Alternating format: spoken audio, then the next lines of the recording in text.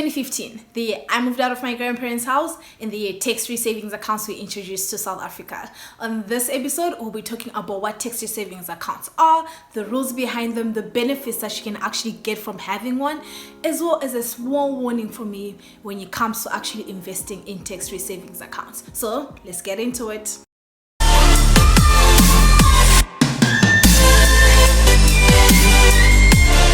Savings account, but it's not necessarily a savings account. It's more of an investment account where you can actually invest in equities or in a fixed income account, right? So these were actually introduced to encourage people to save and invest more, and the government, knowing that no one likes paying tax, gave these accounts a very huge tax benefit on them. And that benefit is that if you invest, any interest that you earn, any dividends that you earn, any capital gains that you earn on that account are tax free, right? Which means that you actually get way more money at the end because you do not have to give a chunk of your profits to the tax man, right? Simple.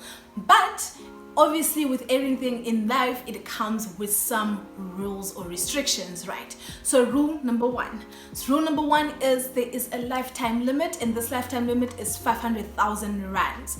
So for the entirety of your lifetime, for however long you grace this world, you have a 500,000 rand limit to contribute. So that's the amount that you're allowed to contribute. That doesn't include anything that you earn on top of that, so any interest that you earn in dividends, any profits that essentially that you make from that account. And then rule number two is you're only allowed to contribute up to 36,000 rands a year in your tax-free savings account.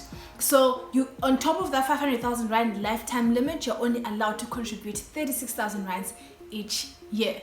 Make sense? Cool. Rule number three is a really big one, and this is the warning that I spoke about at the beginning of this video, which is if you actually contribute more than the set limits or more than the allowed limits, that is, if you contribute more than the 36,000 rands in a year and you contribute 40,000 rands in a year, whatever amount that is above the set limit will be taxed at 40%.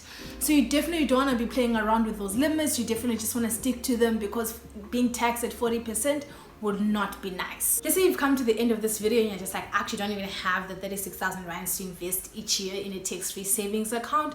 Remember, that is not the minimum, that is just the maximum that you can contribute each year. So you can definitely contribute less than that. So if you can contribute like 1,000 rands each month, definitely contribute that. There's a lot of platforms that are really easily accessible that allow you to actually invest from as little as like 10 rand even. So definitely look into all those options and start saving for your tax-free savings account today. There's a reason why they call compound interest the eighth wonder of the world. So definitely act now rather than tomorrow.